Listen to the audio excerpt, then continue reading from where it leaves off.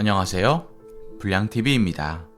오늘 소개해드릴 선수는요, 조던 시대 이후 최고의 슈팅가드라 해도 과언이 아니며 3만 점을 올린 선수 중 가장 어리면서 루키 시절을 제외하고 매년 NBA 슈퍼스타에 뽑힌 전설, 2번의 올림픽 금메달과 역사상 2번째로 한 게임 80점 이상을 득점한 최고의 테크니션, 2020년 1월 우리 곁을 떠나 이제는 하늘의 별이 된 스타, 코비 브라이언트입니다.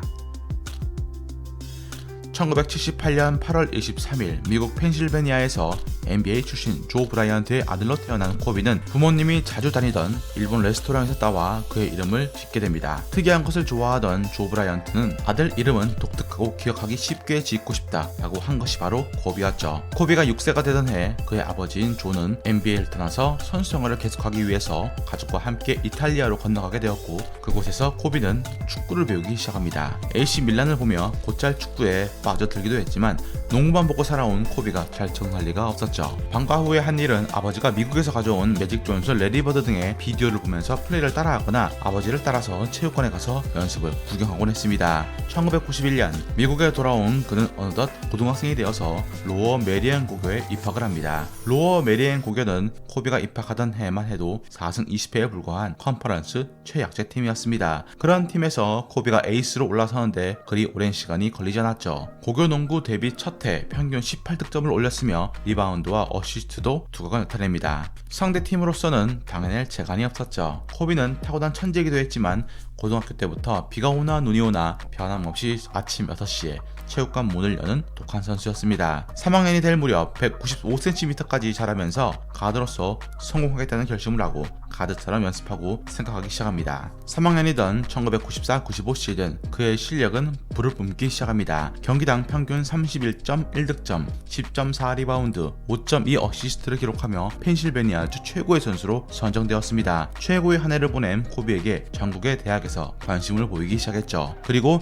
SAT에서 1080점을 받으며 최고의 대학에서 장학금을 보장받을 수가 있게 됩니다. 1995년 6월 듀크, 노스캐롤라이나, 미시건 등을 놓고 고민을 하던 와중에 시카고의 고등학생이던 케빈 가넷이 NBA 드래프트 1라운드에서 지명을 받는 것을 보게 됩니다. 그리고는 자신도 바로 NBA 입성에 대해서 심각하게 고민을 시작합니다. 그 여름 아버지인 조 브라이언트는 코비를 필라델피아 선수들과 같이 훈련할 기회를 마련했고, 코비는 흥분과 놀라움을 금치 못했습니다. 4학년이 되자 절정에 달한 코비의 실력은 로어 메리언 고등학교를 최고의 팀으로 이끌었고, 그에 힘입어 팀은 32승 3패를 기록하며 42년 만에 처음 우승을 거머쥐게 됩니다.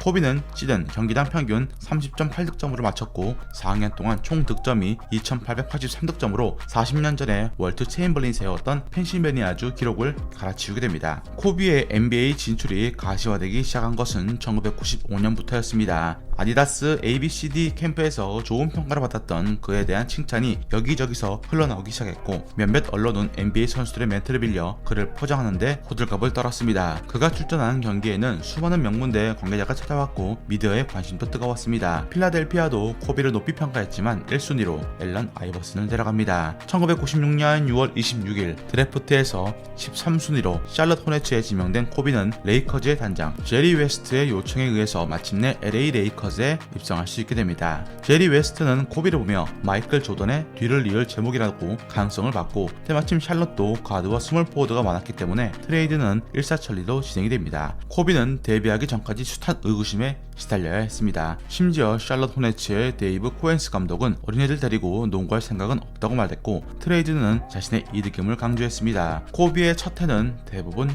벤치에서 보냈습니다. 개막전엔 당연히 못 나왔고 두 번째 경기에서야 코트의 모습을 보였습니다. 데뷔전 기록은 6분 출전에 무득점 1리바운드 1블락이었고 이후에도 점수 차이가 많이 나는 가비지 타임의 멤버였습니다. 18살의 코비는 시즌 중반 들어서면서 출전 시간과 비중이 늘어나기 시작했고 후반기에 벤치 에이스로 올라섭니다. 1996년 12월 17일 코비는 마이클 조던을 수비하게 됩니다. 멋진 선수고 따라하고 싶은 선수, 무조건 막아보고 싶은 선수였지만 코비는 이 남자에게 30점을 허용합니다. 시즌 71경기에서 평균 7.6점을 기록한 그는 플레이오프 4쿼터 89대 89 박빙의 상황에서 에어볼을 무려 3번 연속을 날리는 대참사를 벌이고 맙니다. 이 당시 풋내기 18살짜리가 영웅 행세하려고 무리한다며 수많은 팬들에게 까임을 당합니다. 2년 차에도 식스맨으로 활약합니다. 하지만 평균 출장 시간이 15분에서 26분으로 대폭 늘어났고 득점은 15득점으로 2배 이상 뛰었습니다. 인기가 당연히 올라가 생애 첫 서부 올스타 팀의 주전 가드로 뽑히기도 했죠. 조던이 12번째 올스타로 뽑히던 올스타 게임 날 같은 장소에서 인터뷰 중이던 코비에게 영화배우 잭 니콜슨이 난입해 사인을 받아갑니다. 그만큼 코비는 2년 차였지만 LA 레이커스의 광팬들에게는 인기가 굉장히 높았습니다. 코비를 주인공으로 한 게임도 나왔습니다. 닌텐도로 출시된 게임인데 당시 정상급 스타들만 나올 수 있는 게임 모델에 이제 불과 19살의 후보 선수가 등장했으니 그의 인기를 실감할 수 있는 부분이었습니다. 3년차가 된 1998-99 시즌 주전으로 도약한 코비였지만 기대만큼 해주진 못했습니다. 38분으로 출장 시간이 늘어났지만 평균 20득점에도 도달하지 못했고 팬들의 질타는 바로 이어집니다. 플레이오프에서도 유타 재즈에게 패하며 팀 쇄신론이 불거집니다. 결국 레이커스는 시카고 불스를 6번 우승시킨 필 잭슨을 영입하게 됩니다. 샤킬 오닐, 코비를 보유하고도 강팀다운 면모를 보이지 못한 터라 필 잭슨의 합류는 레이커즈 팬들을 흥분시킵니다. 필 잭슨 감독은 레이커즈에서 불스 때처럼 트라이앵글 오펜스를 접목시켰고 결과는 성공적이었습니다. 올미스의 샤킬 오닐을 상대할 만한 선수는 없었고 코비 또한 날개를 달게 되었습니다. 레이커즈엔 조던 역할을 할 수 있는 선수가 있었지만 피펜 역할을 할 수 있는 선수는 없었죠. 그래서 코비는 이 두 역할을 모두 해내 볼 배급, 게임 리딩, 득점, 에이스 전담 수비를 소화합니다. 이때까지 코비는 수비에 구멍이 있었지만 죽도록 연습해 수비 능력을 상승시킵니다. 이 독종 같은 연습량을 본 필 잭슨 감독은 인터뷰에서 재능 면에선 조던보다 낫다라고 립 서비스를 날리기도 했습니다. 당시 코비는 늘 체육관에 남아서 마지막까지 연습을 했으며 훈련장에 늘 1등으로 언제나 도착을 했습니다. 새벽 5시에 런닝을 하러 갈 정도로 그는 이미 세계적인 선수로 준비를 갖춘 상태였습니다. 슈퍼스타는 그냥 만들어지는 것이 아닌 엄청난 훈련과 노력이 뒷받침돼야 했습니다. 1999-2000 시즌 팀의 주축 선수로 벌써 3번의 플레이오프를 경험한 코비는 샤킬 오닐, 글렌 라이슨과 함께 엄청난 활약을 펼치며 커리어 첫 우승을 맛보게 됩니다. 레이커스는 2001-2002 시즌까지 3년 연속으로 우승합니다. 특히나 2000-2001 시즌 플레이오프 1라운드부터 파이널까지 단 1패만 기록하고 나머지를 이기며 우승하는 표정 보스의 면모를 유감없이 보여주었습니다. 2001년 우승할 땐 앨런 아이버슨의 톤을 찢어버렸고 2002년엔 제이슨 키드의 뉴저지 네츠를 무차비하게 박살합니다. 이때부터 코비는 1인자로 올라설 마음을 가지고 있었고 샤킨 오닐은 이를 달가워하지 않았습니다. 코비가 오닐에게 지적을 하거나 하면 불쾌해했고 잘난 척으로밖에 보이지 않았죠. 당시 팀 동료 대부분 샤킬 오닐 편이었고 코비 편은 드래프트 동기였던 데릭 피셔 뿐이었습니다. 코트에서 코비와 샤크는 최고의 호흡을 과시했지만 내적 갈등은 점점 커져만 갔습니다. 팀은 2002-2003 시즌 파이널 진출 실패, 2003-2004 시즌 파이널 디트로이트에게 패하면서 필 잭슨 감독은 재계약을 하지 않았고 야인 모드로 돌아가게 됩니다. 2004년 코비나 샤크나 2인자가 되기 거부했고 둘 다 맥시멈 계약을 할 수가 없었던 상황에 레이커스는 좀 더 젊은 코비를 중심으로 팀을 개편하기 시작합니다. 샤킬 오닐은 결국 마이애미 히트로 트레이드가 되었고 시즌이 시작이 되었으나 팀 성적은 나락으로 떨어져 최약체급이 되어버렸습니다. 농구밖에 모르는 바보였던 코비는 리더였지만 선수들 간의 소통이 부족했습니다. 그토록 바랬던 1인자였지만 저태 그는 너무나 외로웠습니다. 결국 플레이오프 진출에 실패했고 다급해진 프런트는 다시 필 잭슨 감독을 불러들입니다. 연평균 1000만 불이 넘는 초거대 계약을 맺은 것이었죠. 일단 필 잭슨 감독도 코비 중심에 동의했고 팀을 3년 안에 우승시키겠다고 공언합니다. 코비도 이에 응답해 리더 역할에 더 적극적으로 나서 동료들과 함께 낚시도 가는 등 솔선수범을 하기 시작을 했죠. 2005-2006 시즌 80경기에 출전해 평균 41분을 뛰며 평균 35득점을 기록했고 이는 1997년 마이클 조던이 평균 37점을 넣은 후 가장 높은 득점이었습니다. 다음 해엔 평균 31득점을 올립니다. 특히 2005년 12월 21일 열린 경기에서 코비는 3쿼터 만에 62점을 넣으며 팀의 승리를 이끕니다. 코비 커리어 역사상 가장 많은 득점을 넣은 해이기도 했는데 이날 경기에서 코비가 62점을 넣는 동안 댈러스는 61점을 기록합니다. 당시 코비 원맨 팀이었기에 그를 무리시킬 수 없어서 4쿼터에 빼고 말았습니다. 4쿼터까지 뛰었다면 80점은 넣었을 것이라고 코비는 이 말을 2달 뒤 토론토전에서 81점을 넣으며 증명합니다. 이날 올린 81점은 체인벌린의 100점에 이은 NBA 역사상